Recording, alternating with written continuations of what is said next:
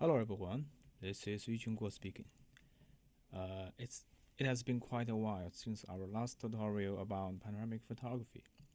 Today, our topic is the RICOH THETA Z1 DualFisheye Plugin. So our topic will focus on RICOH THETA Z1, but it's not about this camera, but we will focus on the plugin. The name of the plugin is DualFisheye Plugin. The developer is Yoichi Hirota. So this is not only a tutorial, but also a complete guide to RICOH THETA Z1 DualFisheye plugin. So if you could be patient and follow my step in this tutorial, I think you will learn a lot, not only about the plugin, but also about the camera and much more about photography. So let's get started. This is the THETA Z1 hand drawing by myself. Okay. So the outline about this video will be split into 3 sections. The first section is about some background knowledge, because we will focus on the plugin of THETA Z1, and not everyone is got familiar with the THETA Z1 plugin. And for you guys who are very dedicated to the panoramic photography, I think you got to know what is everything about the RICOH THETA Z1 and its plugin ecosystem. So in the section 1, we go through about some background knowledge. The second part is our goal. I want to show you everything about the DualFisheye plugin of the RICOH THETA Z1. And the third part is about some comments and summary, not only about this plugin, but also about the RICOH THETA Z1 at this moment in 2020, and also about the future of our beautifully panoramic photography. So yeah, let's get started. This is an outline of today's video, and you don't have to be afraid about this long video, because of each section, in every point of my video, I will add a timestamp in the YouTube description, so that you can jump to that part directly upon your needs. So you don't have to watch this video from start to finish, but you can jump to whatever part you are interested based on the timestamp in the following description. Okay. So the first part is background knowledge. The background knowledge, I want to tell you what is the THETA Z1's infrastructure about the hardware and software, the ecosystem, and what is the plugin, how it works, and our photographer, because I'm also a panoramic photographer, so our need for the imaging quality is analyst.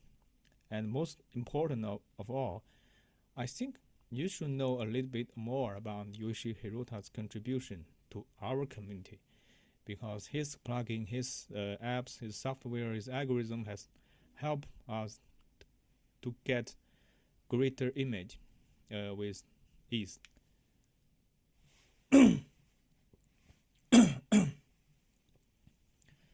Okay, so talking about the RICOH THETA Z1's infrastructure, we cannot skip the lens design, because in the RICOH THETA Z1 we have 2 1-inch sensor. Each sensor is 20 megapixel, and the whole hardware infrastructure was built based on the basis on the Snapdragon 625 Snapdragon, which is also named of APQ 8053, with a Hexagon DSP and Adreno GPU. I don't have to know the details, but what I want to tell you is that the RICOH THETA Z1 has a very powerful hardware and a computational platform. And inside this platform, the Android Nougat operating system, this is Android 7. The Android operating system was running at backstage, and the RICOH THETA's evolution since the THETA S. So at the time of the THETA S, there's an open API. But till now, to THETA V, the THETA Z1, we now have an open architecture and Android operating system, so that now the RICOH has a partner program and third-party developers with SDK document, and now RICOH also established the plugin store, so that on the basis of these amazing hardwares and software, we can take the fully advantage of the resources inside this tiny little body. That's amazing, right?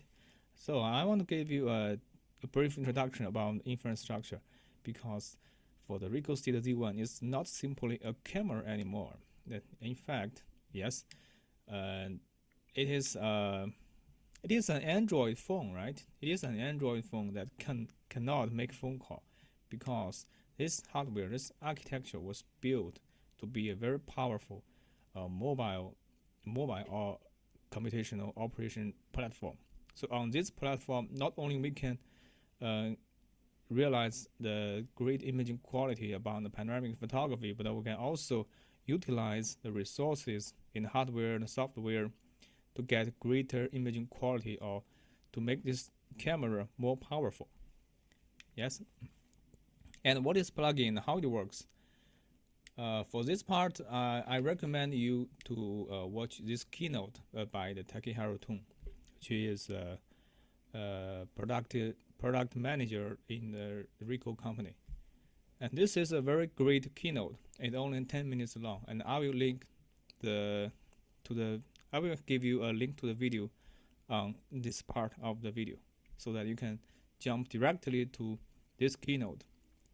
The name of the keynote is Make Your THETA. Everyone in the world can develop plugins. So Takehiro Tun has shown the world the ideas behind the plugins and the operating system Android. And this is a brief infant architecture about the RICOH's ecosystem and the plugin store. So the RICOH has released some official plugins, but also the third-party developers, the partners, could also utilize the resources and develop their own plugins, such as the DualFisheye plugin we are going to talk about today. And they establish all the plugins to the plugin store, to the users like you and me. We can download from the store. It's just like installing the apps from the Google Play, or the download the app from the App Store and an Apple platform. Yes, so that is the basic philosophy behind this RICOH THETA cameras. It's just like an Android phone, right? So in my slides, I show you that this is a THETA Z1 is in fact an Android phone that cannot make phone call. But the most beautiful part of this camera is in the panoramic photography. Okay, so where to find the plugin, how to install? 3 steps. First one is to plug your camera through the cable to your PC or Mac. Second, go to the plugin store. You can just type in plugin store in the Google, and the Google will take you to the website.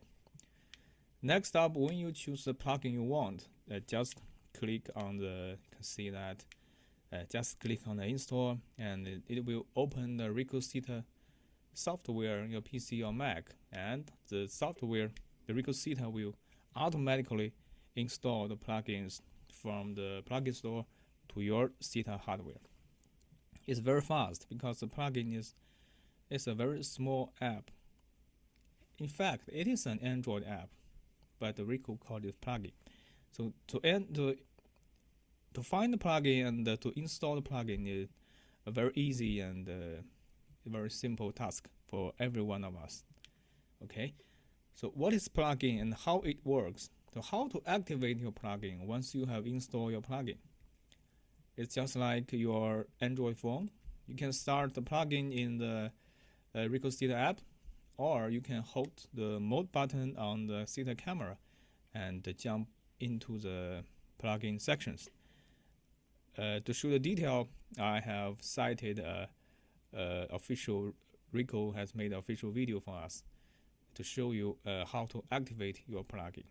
So I would like to run it for you now. How to use the plugin. Connect THETA V to the PC app. Install the plugin from the plugin store. In your smartphone app, select Settings, Camera Settings, Plugin. Tap Start Plugin, or press and hold the Mode button on THETA. Right, it's very easy. You can activate it from the app or activate it directly from the Mode button on the camera body. Okay, so as one of the panoramic photographers, so our need for the imaging quality, so our need for the camera is endless. So everyone was talking about imaging quality. So what is the quality? How to simplify this concept? How to quantify it? This word quality. So to make it technically simple, in my opinion, the quality will stand for better optics, better lens, the better dynamic range of your image, the better resolution, the high resolution, bigger pixels. But at the same time, because the photography is not just simply a number games, so we want the image to have the less noise. So all these optics, dynamic range, resolution, and the noise will help you to get a very good image. But from an image to our final product, the photography pictures, there is something we call workflow. We would like the workflow to be as simple as possible, as short as possible. The best thing is we don't have to have a workflow. The straight out from a camera will satisfy every one of us. So that is the best workflow for every one of us. But it's impossible, especially for the professional guys. But we want a workflow that is the shorter the better. So which means the high efficiency. So if we talk it in a more like a businessman's view, it's like how to earn more money in less time, how to give the user more satisfaction in less time. So that is the heart in the core concept of the word quality, in my opinion. So better optics, better dynamic range, better resolution. But these elements, in fact, contradict each other, because the better dynamic range means that the bigger pixel, bigger sensor. Resolution means more pixel. So what will happen if the resolution is high? The dynamic range is also very high, which means we will have a huge sensor, a huge optics, not better optics. But we also want compact and slim. So our needs contradict with each other.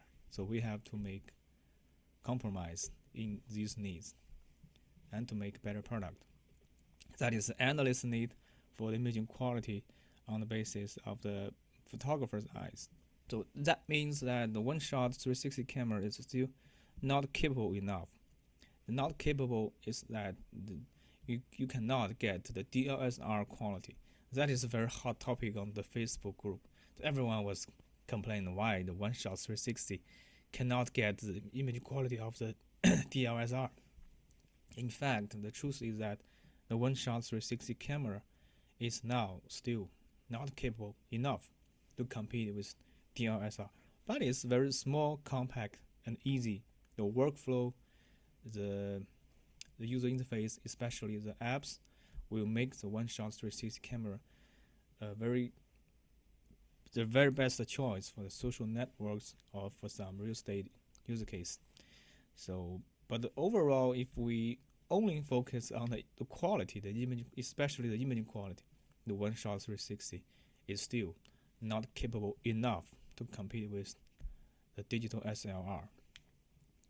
Okay, next is we are going to talk about the DualFisheye Plugin, which was developed by a very great third-party developer of RICOH.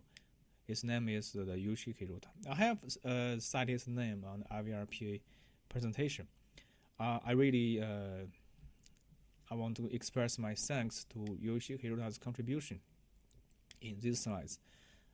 For you guys, especially when you are shooting panorama with the mid-sphere camera, with THETA Z camera.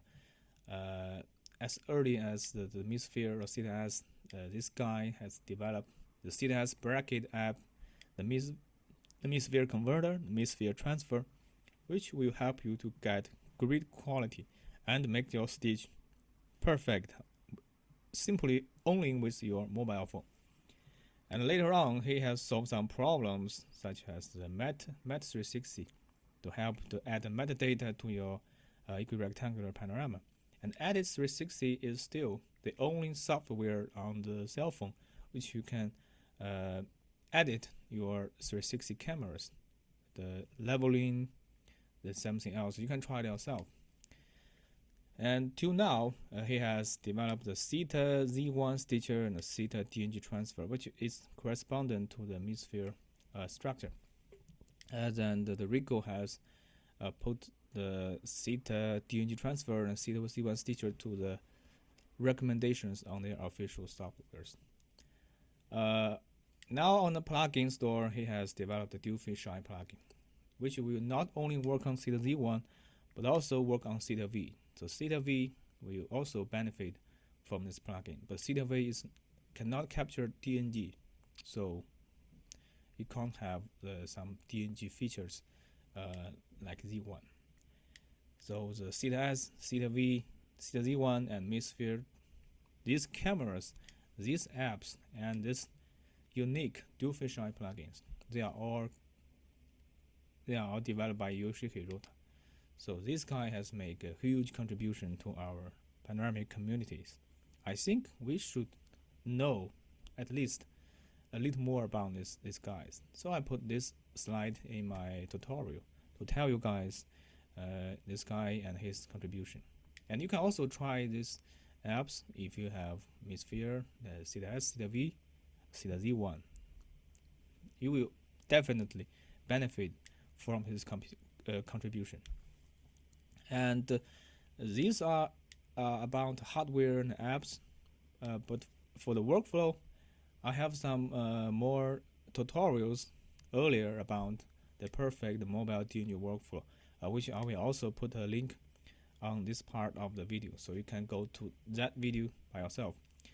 So these apps works together will give you almost the perfect mobile DNG workflow of the THETA Z1 of the Hemisphere camera, and also they push the imaging quality a lot further, and not only push it further, but also in an intuitively way. As we can see later on, the DualFisheye plugin is very easy to use. It's intuitively, and you can work independently without your cell phone. And I think these apps and the plugins, these are a novel reference for the RICOH guys, for the Hemisphere guys, for this product development team. This is a great reference, a great input for the product development in the future. So the workflow, the imaging quality, and the reference, these are also Yoichi Hirota's contribution to our community. Okay, that's all for the background knowledge. So let's get started to the main part of this tutorial, the DualFisheye plugins, and everything you want to learn about this plugin, the DualFisheye plugin, which I like it very, very much.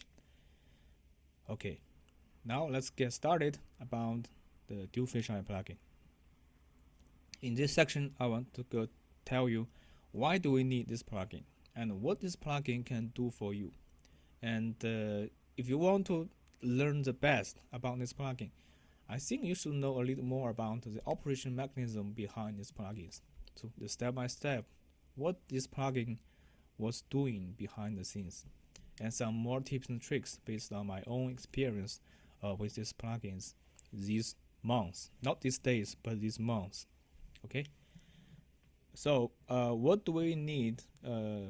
Why do we need this plugin? So I want to express my opinion in the four elements: the functionality, our need for the functionality, our need for the quality, for efficiency and workflow. It's just like the endless need from every one of the panoramic photographer. Okay, functionality, the more the better, right? The more functionality, the better, and the better to be intuitive.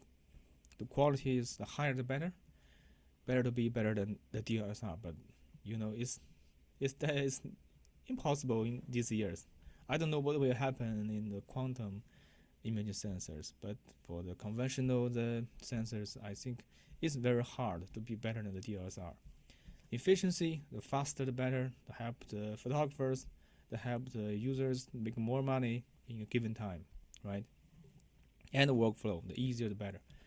It's better to be studless, so for the photographer, they don't have to learn anything, so they can use this easier workflow.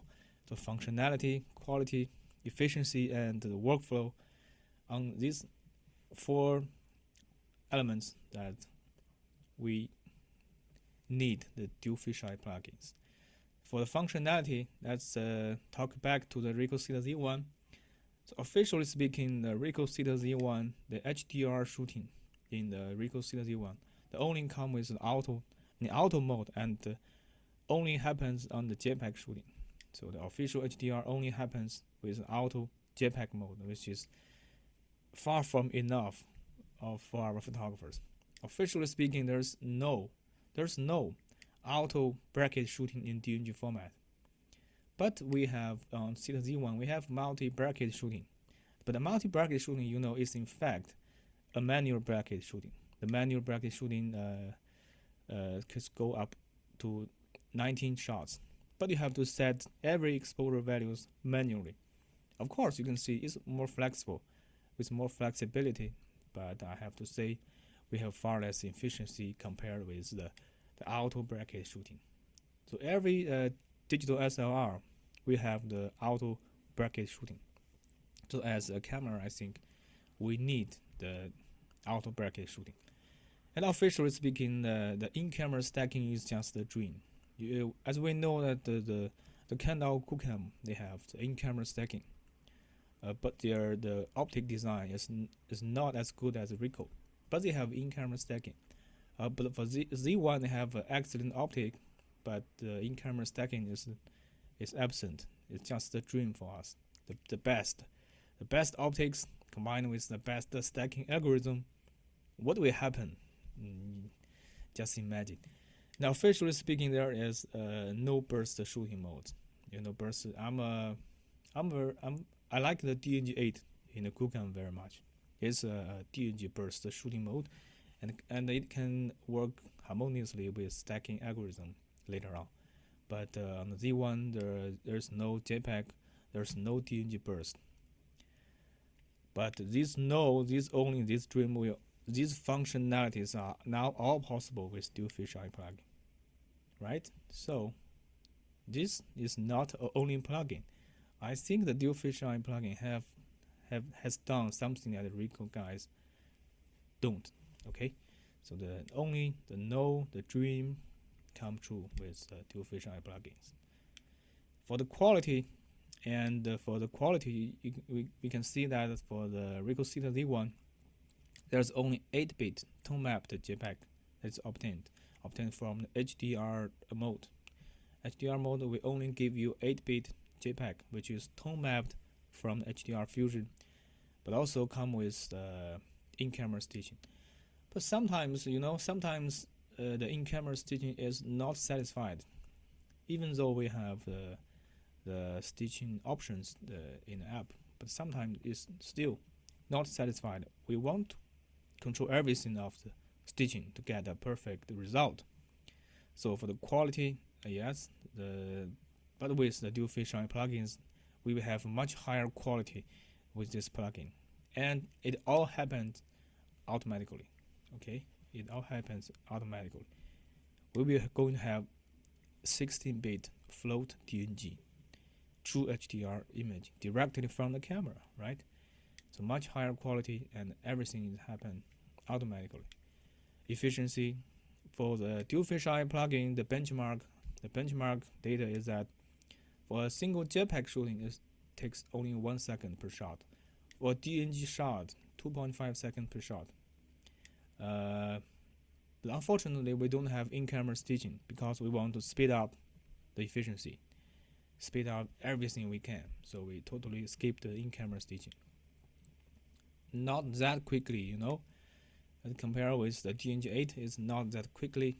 The 1 DNG will take 2.5 seconds, not that quickly, but indeed a lot faster than the THETA Z1. Okay, I will give you a table, comparison tables. You can see before and after. And the workflow. Now with the DualFisheye plugin, we will truly have a flexible workflow. We can adapt this workflow to more fields, such as the VFX rendering, which means the EXR equirectangular format coming from the DNG bracket. And we can also apply this workflow to the high quality real estate photography, which is very concerned about imaging quality. And also for me, I'm a panoramic hobbyist. I'm a panoramic photographer. So it can also boost the conventional panoramic photographer a lot further, which I will show you in the live demo section later on. Okay, so the DualFisheye plugin will provide a much better workflow and with much more potential than ever before. So what DualFisheye plugin can do? I think you have already know something about this plugin through the previous slides, but here I want to show you that these are the stuff the DualFisheye plugin can do, but it's so long, it's so boring, right? I don't want to read every word to you because it's so boring. It's like read something that nobody will want to hear. So it's boring, and I will give you a live demo directly from my THETA Z1 and show you everything what a DualFisheye plugin can do with my camera and with DualFisheye plugin. Okay, so now we have a RICOH THETA Z1 with DualFisheye plugin pre-installed inside the camera.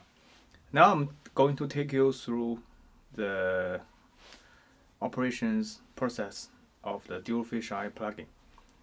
First, as we know that from top to the bottom we have a power button, a Wi-Fi button, a mode button, and a function button, which you can customize your own shooting mode.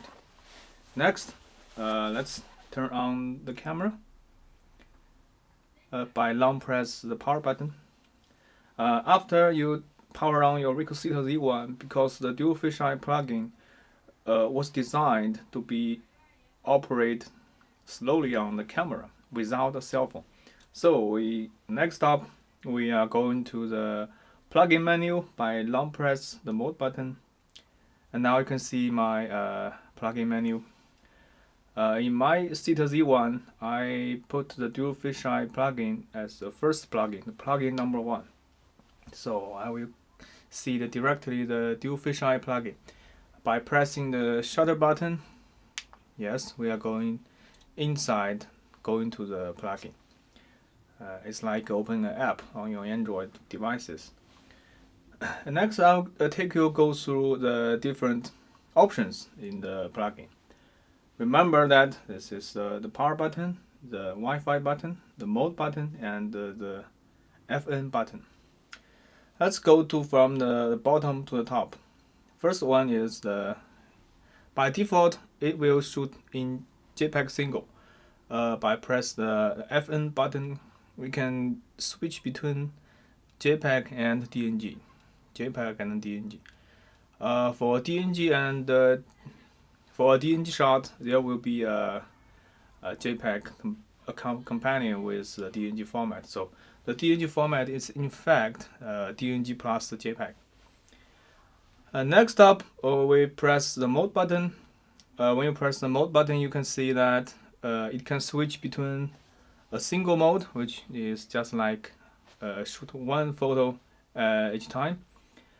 Press the mode button, you can switch to bracket mode, bracket shooting, and next you can switch to the burst shooting and mode. And next you can press 3 times. You are going to the HDR-DNG mode, which will shoot out bracket shooting with the settings behind and performing the in-camera HDR stacking operation. So you get a 16-bit HDR-DNG directly from your camera.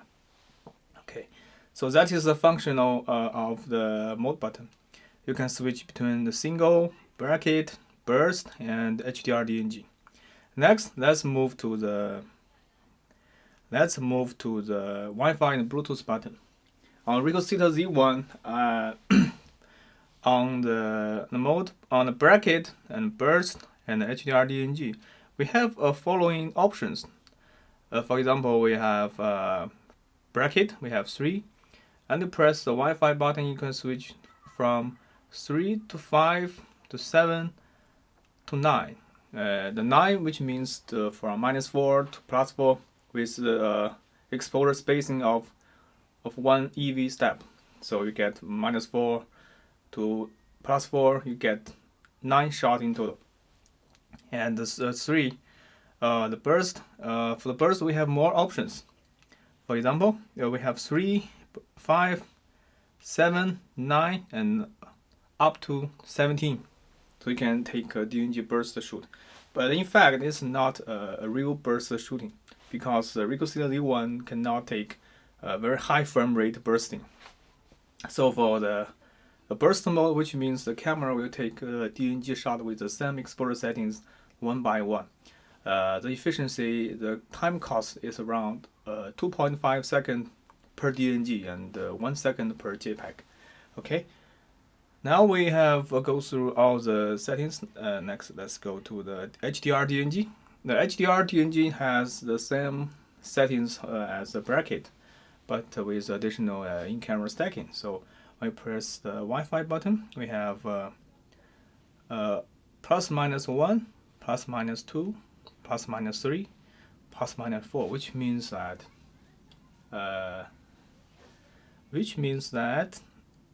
±1 is bracket 3, 3-shot bracket. ±2 is 5, ±3 is 7-shot bracket, and ±4 is 9-shot bracket. That's all. It's the same. It's the same with bracket shooting, right? DNG bracket 3, 5, 7, and 9. Yes. Next is very simple. If you want to take, you will want to have every exposure shot in RAW or in JPEG, you can switch to bracket shooting. So the camera will save all the files for you. But you know the capacity for the THETA Z1 is limited to 19 gigabytes, so it will take you a lot of space. So, and the RICOH THETA Z1 could in fact store around 375 DNG shots. So if you are shooting a large amount of bracket shooting, you will be running out of capacity very quickly. And for the burst shot, you don't have many tutorials on the RAW Plus. It's like image stacking, denoise magic. So if you want to take advantage of the RAW Plus or the image stacking technology to reduce the noise, you can take advantage of the burst mode. And the best part of the DualFisheye plugin is HDR-DNG. So it's after the bracket shooting, they will stack automatically inside the camera. Okay, so after live demo section, I think you have already learned everything about what the DualFisheye plugin can do. And here I make a comparison table, the before and after. This one is the THETA Z1, the classical to THETA Z1. So this one is the THETA Z1, but equipped with the DualFisheye plugin. This ISO 64 burst, everything is very clear if you see the table. I have make a very good summary compared with before and after. Okay. So next is the mechanism of the DualFisheye plugin. I think in the live demo you already see from the mirroring, shooting, processing, update database, stacking, and finish. To every step in the DualFisheye plugins. So everything that are going to happen in the DualFisheye plugins. No, hold on.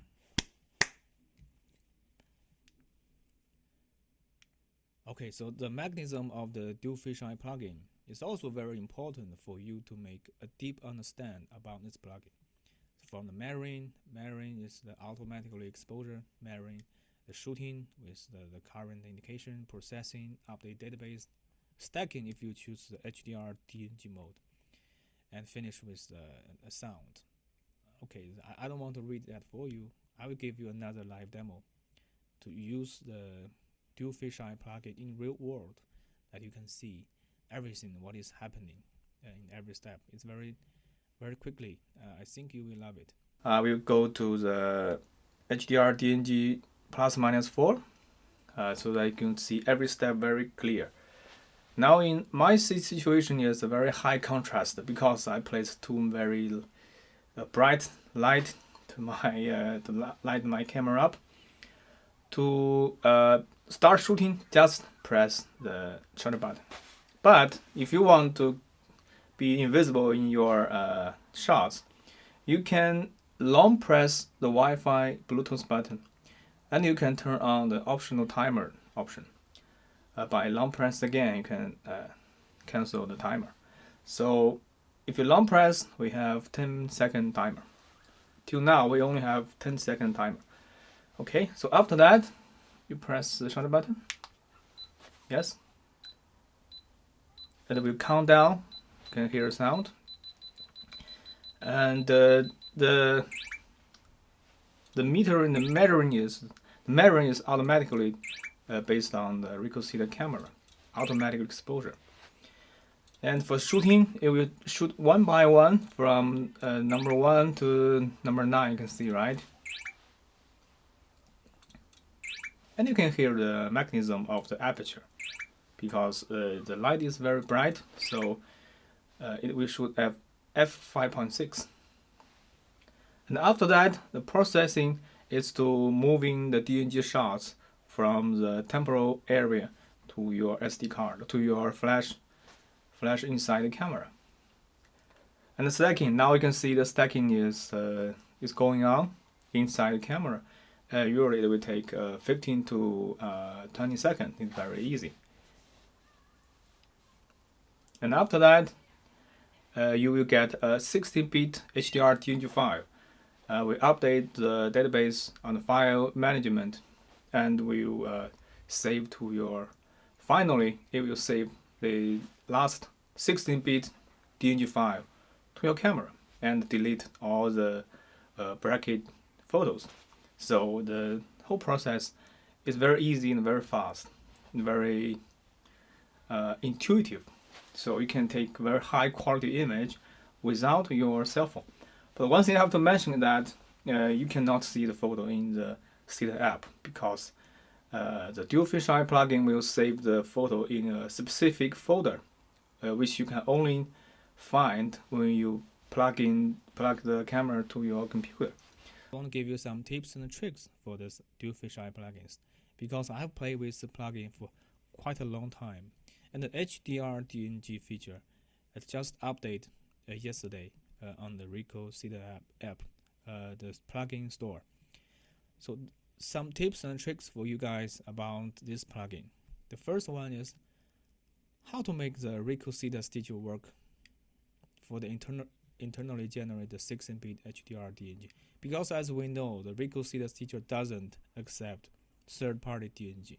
How to make it work? I will show you in the live demo.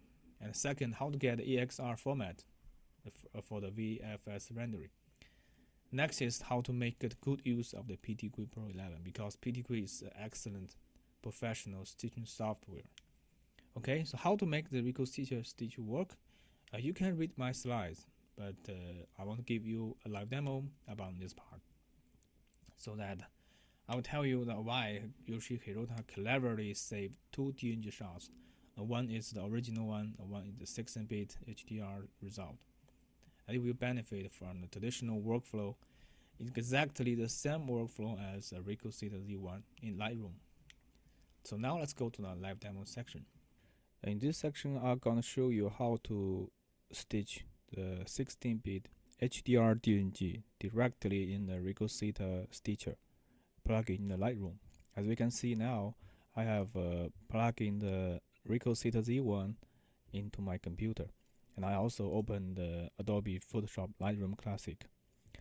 In the RICOH THETA Z1 folder, we can find in the folder DCIM, we can see a new folder that created by the DualFisheye Plugin. Its name is DualFisheye. Double click, we can go into the in the folder, and as we can see, these files are taken in the afternoon, and you can see there is an official DNG file and a 16-bit HDR-DNG file. The HDR-DNG file is a little bit bigger than the 16-bit is a little bit bigger than the 12-bit, but that's okay. This shot we have taken in the afternoon as test samples, and in these folders we can see that for the DNG bracket shooting, the DualFisheye plugin will create individual folder for each bracket sequence. So that's, and the folder name will be the time step. So it's very easy for us to copy and paste. For example, we have 3 bracket and the 3 bracket and 3 HDR stacking in the camera. So I'm gonna copy and paste these files to my folders. Copy and paste. That will be very fast. And next up, after the copy the file to the computer, we can import the files to Adobe Photoshop Lightroom. Officially speaking, the RICOH THETA Stitcher does not accept DNG files that is not generated by the official camera. So theoretically speaking, the RICOH THETA Stitcher cannot stitch the HDR image. But we can make it work because Yoichi Hirota very clever. He retained an official DNG file, which has exactly, you can see that, which has exactly the same name as the HDR DNG file. So once we import the HDR DNG file to Lightroom, we can see that the official DNG file is remain in the same folder. So in this case, when we activate the RICOH THETA Stitcher, the Stitcher will recognize the official DNG but stitch the 16-bit file instead of the official DNG file. So in this way, we can cheat the RICOH THETA Stitcher to make it work, and that is the reason why in the HDR DNG mode we will get 2 DNG shots. The one is 12-bit official DNG file. The other one is the in-camera stacking 16-bit HDR DNG file. So we only import the HDR DNG file to our folder, add, and now we have finished adding. These files are 16-bit color depths, and it's and in ISO 16:4, it's super high. It's super high dynamic range. You can see the preview. A preview is like this. In afternoon, I was taking at the sunlight. It's very bright and it's a very huge dynamic range. And for 16-bit HDR DNG in Lightroom or Adobe Camera Raw, we have a lot of potential to play it back, such as in the exposure we can turn up to 10 or minus. That's huge, right?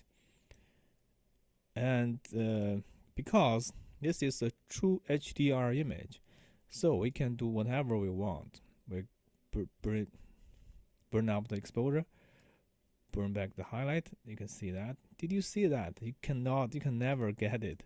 You can never get it from a single DNG, right? And boost the shadow, boost the black. You can see that. That's before and after, right?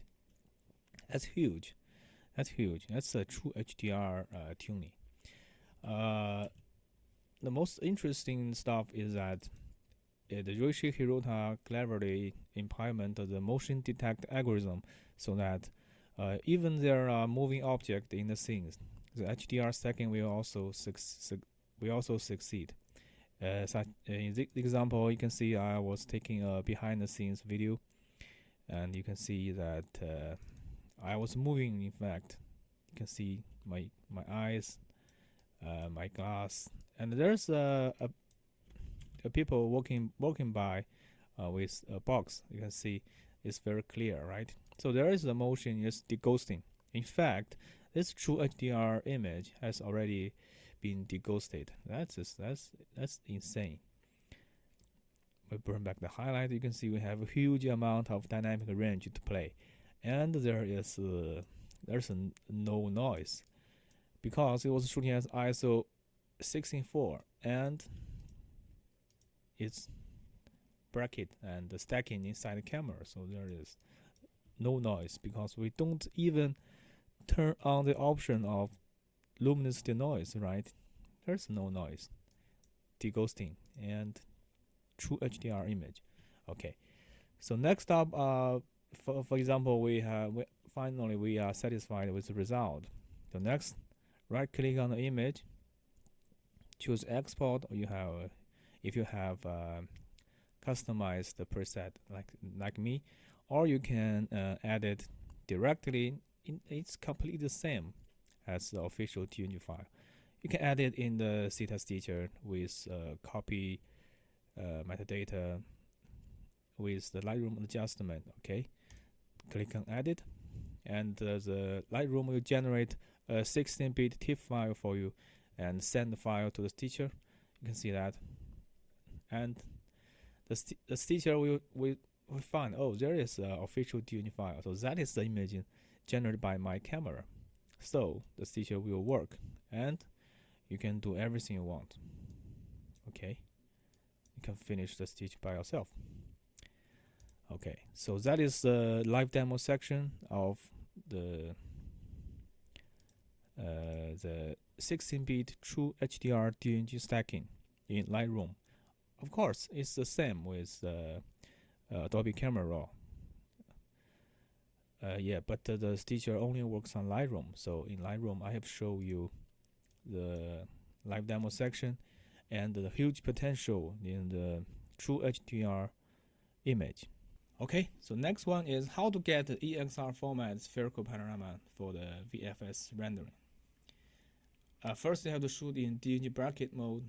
Normally, you can shoot at the bracket 9, which will exposure from -4 to +4, and make the HDR stitching. You know what? The PTGui Pro 11 is capable enough of running HDR stitching in the software.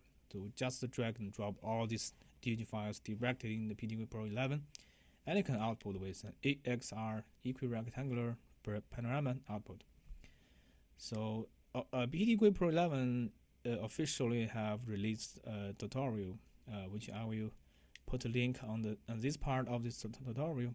And also, I recommend to you to read the HDRI Handbook 2.0, which is a very good book. I'll help you to know everything about the high dynamic range image. Okay, so PTGui Pro is a very excellent stitching software. Here I give you some reference.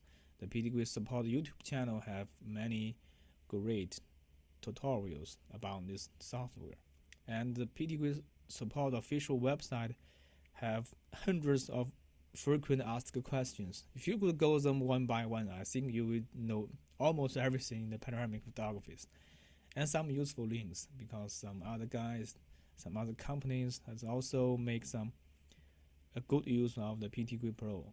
You can see some examples. So in my tutorial, I recommend that not only you should watch my videos, but also after that, you should sit down, read papers, read articles, read the links.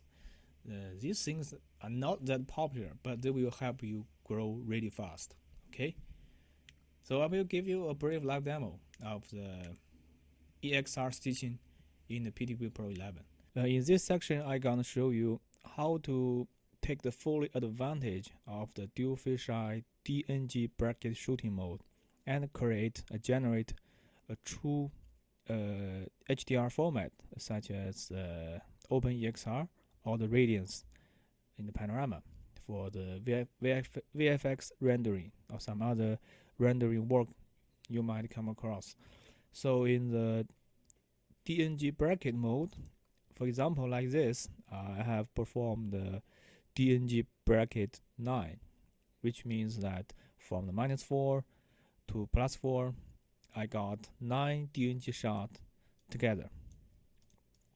Okay, and you can preview the image in the JPEG format like this. You can see that I was moving, I was capturing the behind the scenes shot for you guys. Okay, so now we are going to stitch directly in the PTGui Pro 11. That with the bracket shooting and the camera was solid, stable, we can directly generate a 32-bit true HDR image in the PTGui Pro 11. It's very simple. I can show you.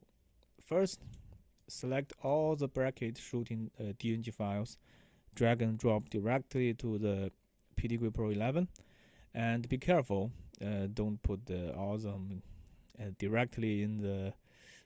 Don't click on align images, because the PTGui cleverly detected that there are bracket exposure detected. So you can enable HDR mode or no. Click on enable.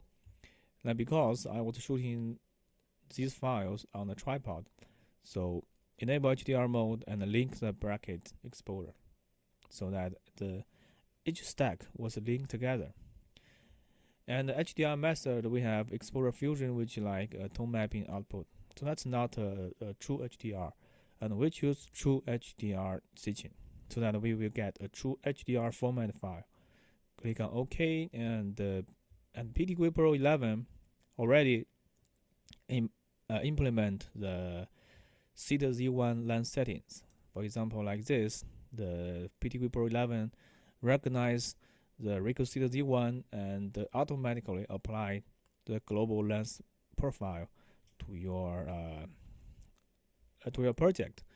So next up, you directly click on the align images because it's a bracket stitching. So it depends on your computer. Maybe it's a little bit slower than a single stitching, but on my computer it works pretty good. And in the panoramic editor, we can see a real-time rendering, a tone mapped version. It's not a real HDR format, but when you click on create panorama, we can see there are LDR5 format and HDR5 format. So the HDR format we can choose the OpenEXR. We have the .exr file, all in the radiance file, .hdr, whatever you want. For example, we choose the OpenEXR, and the output we can directly output the HDR panorama. Or because the PTGui Pro 11 do not have deghosting options, so we can, in this scenario, I was moving around, right? So if I click directly on HDR panorama, the result will have ghosting. For the professional deghosting software, we can choose the individual HDR layers. Create each layer in the EXR format, and you can perform further the deghosting operations. Or you can output the HDR blend plan as long as you want. Okay, so in this scenario, I will choose HDR panorama and the individual HDR layers. And what fascinates me most about the PTGui Pro 11 is that it will have the Smart Blend plugin, which will generate a much higher stitching quality compared with the THETA stitcher. Okay, never mind. We can blend use by default and create a panorama. And after a little while, you can see we get these EXR files. These are true 32-bit true HDR format. The stitching might take little bit longer than before because the PTGui Pro 11 was stitching a bracket of 9 DNG shots. So it might be a little bit slower, but that's okay because we are going to get EXR format and individual HDR layers, right? Okay, so that's all for the PTGui Pro 11 to directly generate 16:4 32-bit color depth HDR format panorama, so that you can utilize this format of this file in your video. That is all about this DualFisheye plugin.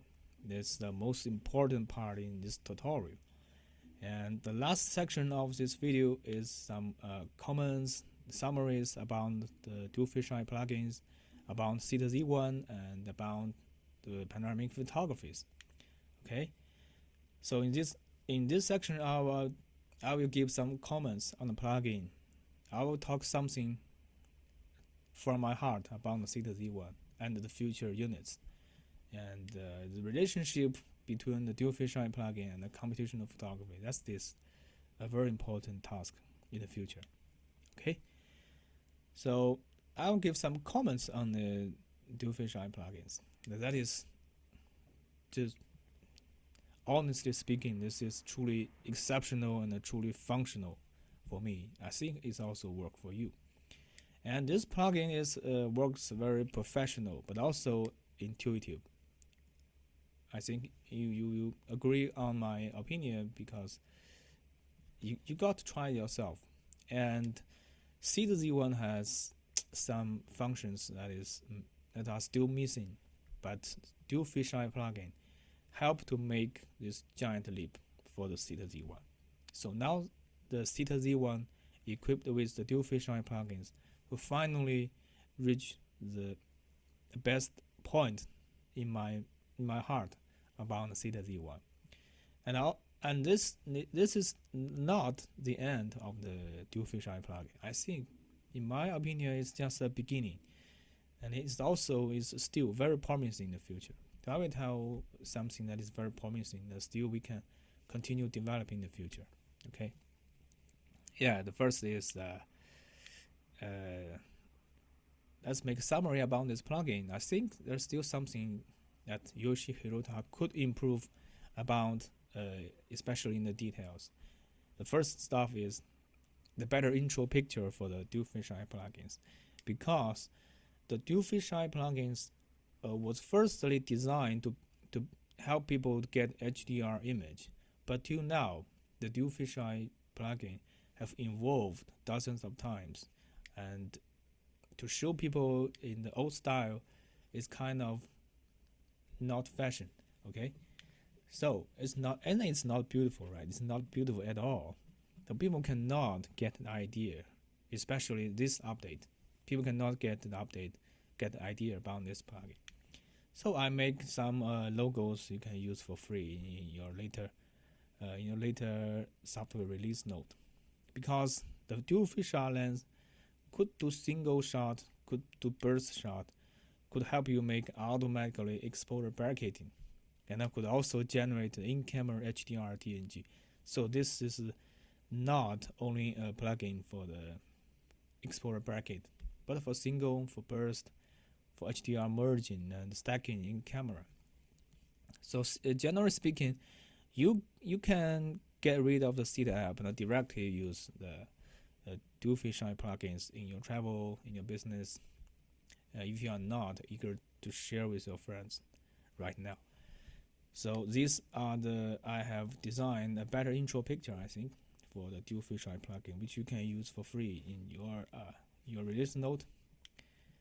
Next is I want Yoichi Hirota to design a unified description and user interface, because the DNG bracket 9 and the ±4 is in fact the same.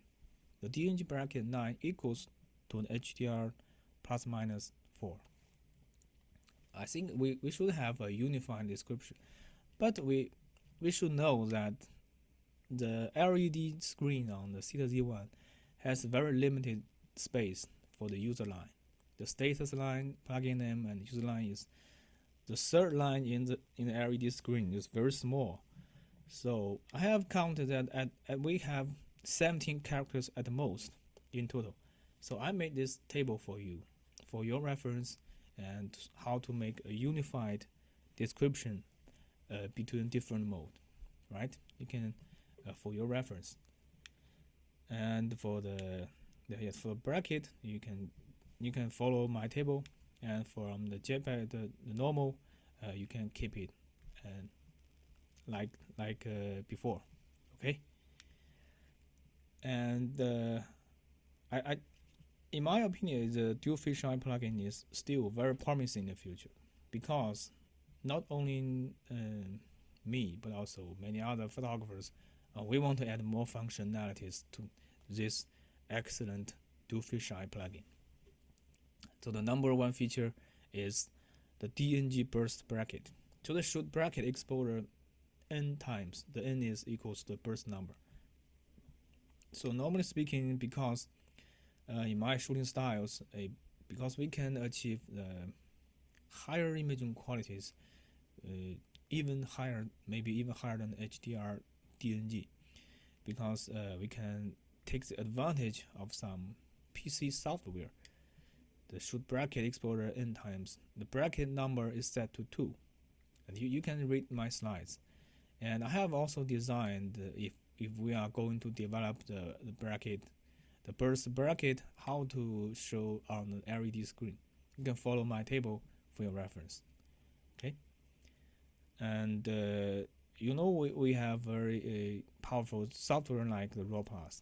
It's a very powerful stacking software with deghosting tricks, even if you are shooting on a moving situation.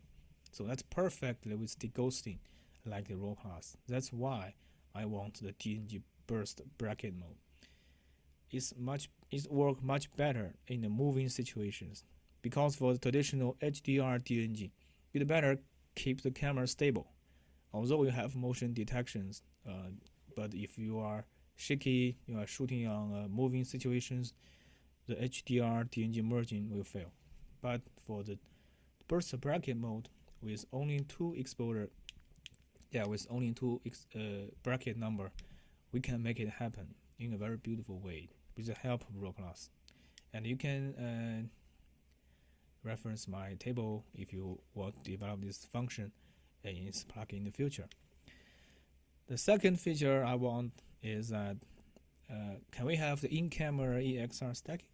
Now we only have the 16-bit float, the HDR-DNG format, but for the industry, especially for the rendering industry, they need an EXR format. Although we can stitch to EXR, but bracket DNG shooting take a lot of space. THETA Z1 only have 19 gigabyte, and the DNG bracket is just take too much space. If we can get EXR format, that is 32-bit true HDR format, and also we can get the radiance.hdr format, it will dramatically shorten the VFX workflow, and we also save a lot of space.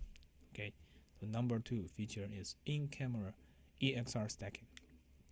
The third feature about this DualFisheye plugin in the future is that the burst express stacking. Burst express stacking, because now we have HDR, it's like stacking upon the exposure bracket, but we also have burst mode in the DualFisheye plugin. So if we can average in the burst shots with the same exposure value, we can get very high imaging qualities. So there is an averaging algorithm called the sigma clipping method. Yes, help you to get the averaging work. We can also, but to make it happen, we also have to develop the hot pixel remove algorithm. And finally, I think we can also achieve a 16-bit high quality DNG output. And this will work on most of the shooting situations. So the next feature I want is the burst advanced stacking. That's what I call it.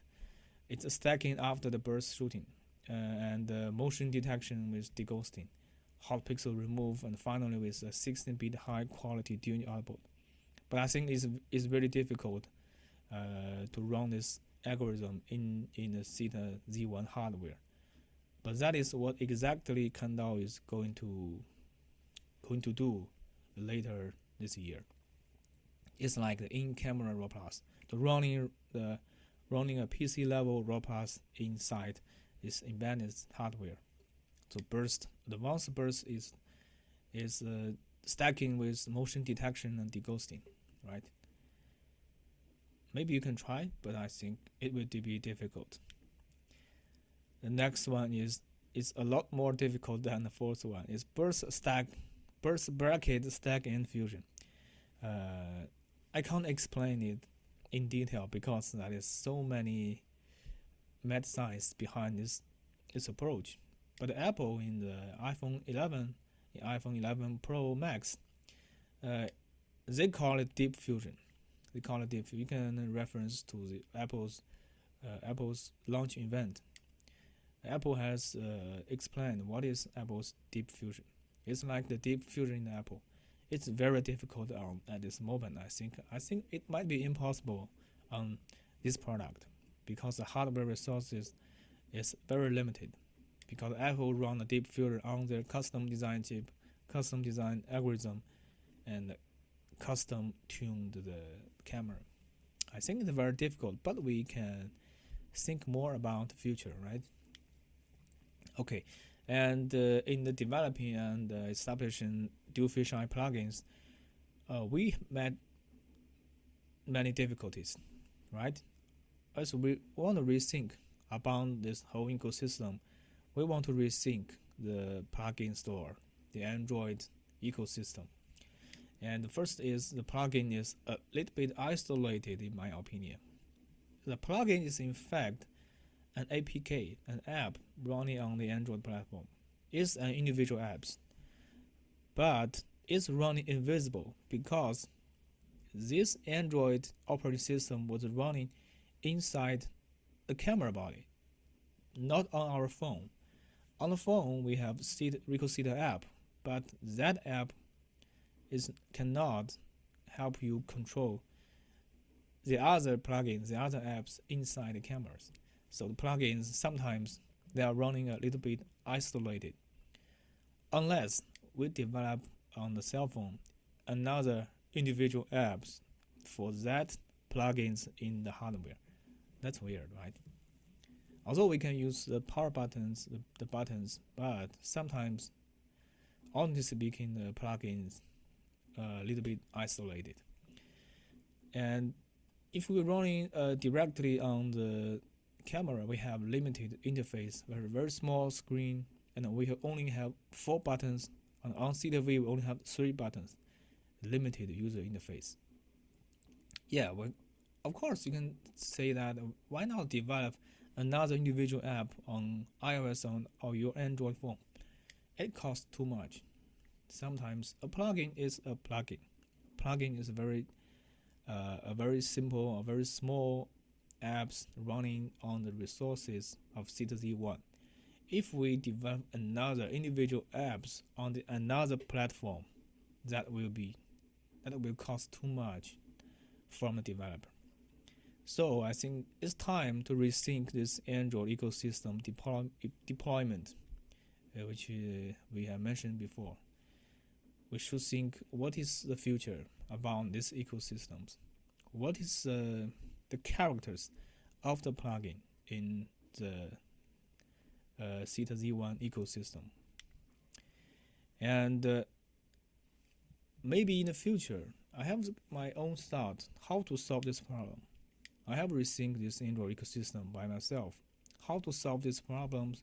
What is the future about the ecosystem? How to make the plugin into the official infrastructure? I think the great plugins like the DualFisheye plugin should immigrate into the official app in the future. The official guides should provide some socket or some simple interface in the app to read and write the plugins. And for the great developers like Yoichi Hirota, why not put him as a hero developer certifications, and they have more possibilities and more resources in the hardware and the software. And I know the people from this community have many complaints about the THETA app. I think on the basis of 2020, it's the right time to rewrite the THETA app from scratch and rethink everything from the start to finish. And also we can see that every plugin in the plugin store was released for free. I think we can develop more paid plugins, and we sell the hardware at a cheaper price, at a lower price. So now we have more developers to help us to develop the great plugins. And for the people, they don't need the plugins, they can get your hardware platform at a lower price. So you can sell more of your devices and more of your audience and more of your developers. And you know what? It's just like the community will grow very fast, right? But now every plugin is free. So who is going to work for free for all the time, right? So we need more paid plugins, especially for a great plugin like the DualFisheye plugin. Okay, so at the end of this video, I want to talk more about the future of the computational photography on the basis of DualFisheye plugins. And the 2020, at 2020, for the one-shot 360 cameras, you cannot skip computational anymore, because the Insta360, the 1R now have the night mode, which is stacking, right? Stacking 9 DNGs to give you a very excellent night shot. And the Canon QCam 8K also are going to release something extraordinary, the computational photography tricks. I think the Canon, this company is running ahead of the others in the computational area. And for some others, the digital SLR, we have many computational photography tricks. And for the cell phones, right? So in the 2020, for the one-shot 360 cameras, they have limited space. They have to be compact. They have to be slim. So they have to adapt to the computational photography. So what make computational photography a success? I think, in my opinion, it's the optic plus the sensors, the lens, the sensors. Inevitably, the THETA Z1 is the best at this moment, with the triple folded lens design, with the 1-inch sensor, so you can put the lens in a compact and slim body. So THETA Z1 is inevitably the best at this moment.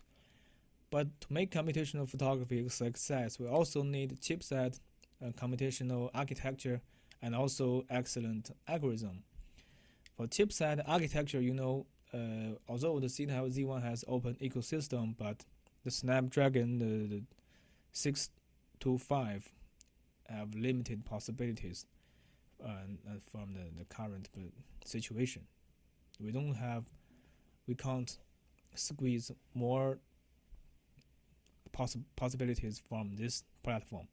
It's time to have to adapt to a new chipset, a new platform, to a new computational architecture to make computational photography better.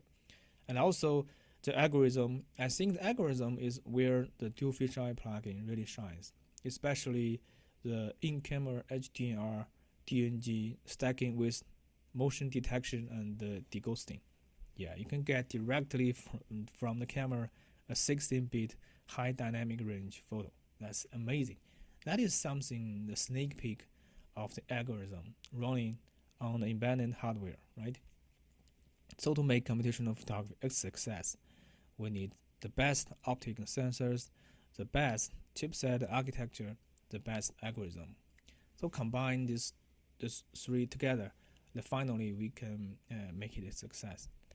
But also, as we all know, that a successful product is not only focused on optics, chipset, algorithm. They have many others, like the industrial design, the heat sink design, everything else. But if we talk about focus on the computational photography, I think at least we should have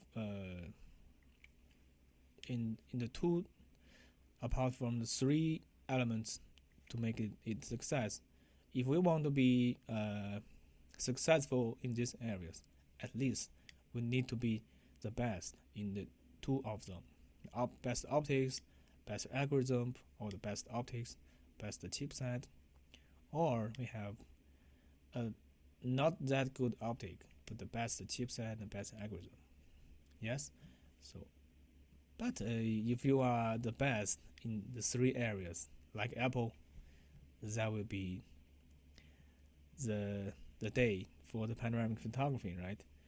Yes, so for future of the computational photography, at this moment with the release of the DualFisheye plugin, I think it's time to talk about this topic. I think it's the future in 2020, more years in the future about the panoramic photography. Okay, so this video is quite long. We have go through 3 sections: the background knowledge, the introduction, a step-by-step live demo about the DualFisheye plugins, and last but not least, we give some comments and summary about the Z1, the DualFisheye plugins, because I love it very much. That 3 sections together is combined together forms the RICOH THETA Z1 DualFisheye Plugin complete guide. Okay, that is all for this video. We have talked many things. I will give you timestamp in the YouTube description. You can jump directly to the part you want. And that's all for today's tutorial. Last but not least, thanks Yoichi Hirota again for his contribution to our community. And it's a great pleasure for me to make this tutorial happen, to show the world the power of this DualFisheye plugin, the power of THETA Z1. It's a great pleasure for me to show you guys, to make this video, to share with the communities some knowledge of myself. So that's all for today's tutorial, and see you next time.